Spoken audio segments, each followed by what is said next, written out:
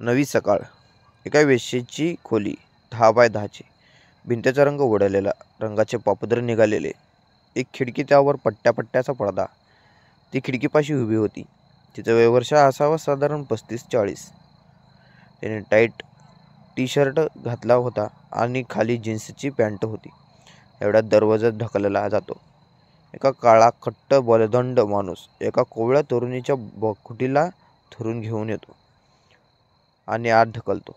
ती मुलगी धडपडते. ती वेश्या तिला हात धरून आधार देते. ती तिला घट्ट धरून रडू लागते. तो माणूस दात विचकत असतो. त्याच्या काळ्या चेहऱ्यावर ते पांढरे दात एखाद्या कसाईच्या सूर्यासारखं चमकतात. ए सोनी, आता ही तुझ्या ताब्यात आहे. तिला एवढं सगळं रूल समजून सांग.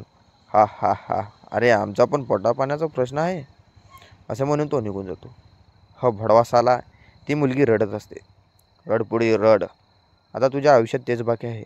नाही ताई, मी इथे राहणार नाही. मी पळून जाईन, नाहीतर जीव देईन. पहिला पर्याय तुझा शक्य नाही. दुसऱ्या पर्यायाची शक्यता आहे, पण त्याने काय होणार आहे? तू गेलीस तर दुसरी कुणी येईल. हे कालचक्र आहे, ते असंच फिरत राहणार जगाच्या आतापर्यंत. हळूहळू त्या मुलीच्या रडण्याचा आवाज मंद झाला. ताई, तू मला मदत कर ना पळून जाण्यासाठी. अगं वेडे, ते माझ्या हातात असतं तर मीच नसते का पळून गेले? आणि तुला खरं सांगू, इथून पळून गेलं ना मुलीही परत इथेच येतात. पळून गेलेल्या मुलीही? का? बाहेर लोकांना जेव्हा कळतं की त्या मुली इथून आलेल्या आहेत, तेव्हा इतर लोक त्यांना त्याच्या बापाच्या माल असल्यासारखं वागतात. त्याच्याकडे त्याच्या नजरेने बघतात. त्यांच्या घरची माणूससुद्धा त्यांना घरात येऊ देत नाही. अगं, एका मुलाचा सक्का भाऊ, ज्याला गेली कित्येक वर्षे ती राखी बांधायची, भाऊबीजेची ओवाळायची, तो भाऊ तिला म्हणायचा, ताई तू घरात राहू नकोस. आमच्याकडे लोक तिरस्काराने बघतात. पुढे माझं लग्न व्हायचं आहे. मला कोण आपली मुलगी देईल? तू इथून निघून जा. ती म्हणाली. अरे पण मी कुठे जाऊ? कुठेही जा. जिथून आलीस तिथेही परत जा. काही वाटलं असेल त्या बहिणीला, ज्याला ती राखी बांधत होते, ते माझे रक्षण करायचे सोडून मलाच तिथे परत जायला सांगतो. हातावर गुद्दा मारतो. साला, मला कधी भेटलात ना तरी चामडीच सोलून काढीन त्याची. तू रडून घे. ताईसुद्धा इथे आलीस तेव्हा रडलीच असतील ना? हो, मीही रडली. तुझ्यासारखंच मलाही बाकुटीला धरून अगदी याच खोलीत ढकललं होतं. तेव्हा माझ्या जागेवर एका अशीच मुलगी होती. मला कसलं तरी गुंगी चढली होती. काही समजत नव्हतं. त्या मुलीने मला आधार दिला.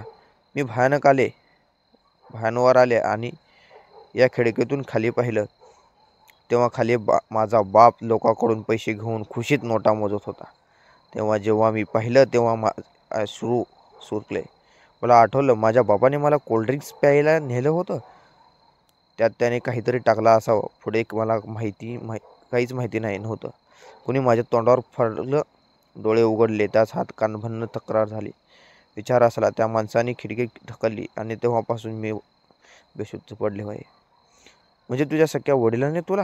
हो, माझ्या सख्या वडिलांनी मला विकलं. बापरे, असे किती पैसे दिले असतील या लोकांना, ज्यासाठी एका वडिलांची स्वतःच्या मुलीला विकलं? का त्याने असं केलं असावं? त्यांना काही अडचण होती का? अडचण स्वतःच्या दारू व्यसनाच एजन्सी करण्यासाठी त्या भाडव्याने मला विकलं. ताई, हो, मी माझ्या वडिलांना तेव्हापासून भडवाच म्हणते. अरे, काय फरक त्याच्यात आणि माझ्या काळ्यामध्ये? दोघांचं भडवीच ना. ते जाऊ दे. तू कशी आलीस इथे? तुझं नाव काय?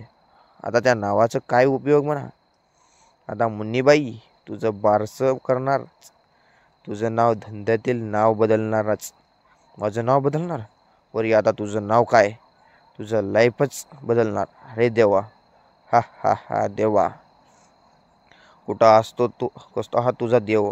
आणि जर तो आलाच तर आता तुझ्या मदतीला का नाही आला? अशा आपल्यासारख्या मुली फसत जातात, तेव्हा तो काय कोर्टात मारून झोपला असतो. 3 महिन्याच्या मुलीवर बलात्कार होतो, तेव्हा तो काय वरून BP बघत असतो. हा म्हणा देवा. त्या कृष्णाने म्हणे, द्रौपदी आबरू राखली, मग आता नराधम एवढे माजले असतात तो कुठे लपवून बसलाय. म्हणे देवाच्या मारीत देवाच. ताई नको असं बोलू. का कोपले माझ्यावर? आणि आणखी काय वाईट करू शकतो? माझा जीव घेईल? मग बरं ना. हे असलं जीव जगण्यापेक्षा जीव घेतला बरा.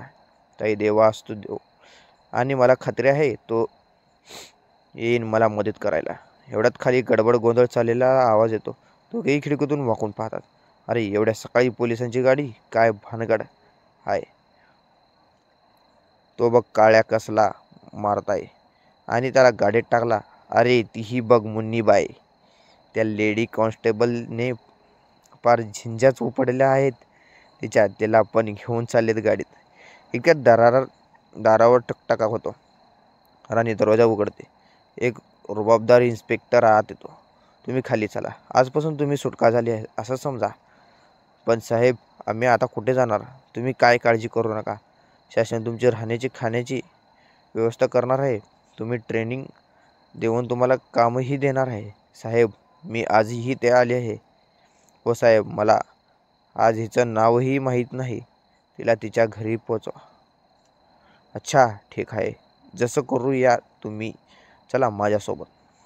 ताई मी म्हणले ना माझा देव येईन मला सोडवायला. बघ आता हाच माझा देव. असं म्हणून ती इन्स्पेक्टरच्या पायावर डोके ठेवून जाते.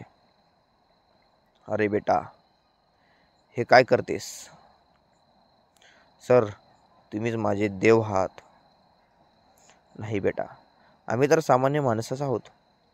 तो आम्हाला आदेश देतो आणि आम्ही त्याचं पालन करतो. खरंच ग बाई देव आहे. मी मागशी खूप बोलले देवाला. तुझ्या देवाला सांग मला माफ कर. नक्की करणार ताई. चला आता वेळ न घालू नका. चला तुमचं सामान घ्या सोबत. नाही सर, इथलं काहीच मला घ्यायचं नाही. मला पुन्हा नव्याने सुरुवात करायची आहे. माझ्यासाठी ही सकाळ एक नवीन सकाळ आहे. नवीन सकाळ.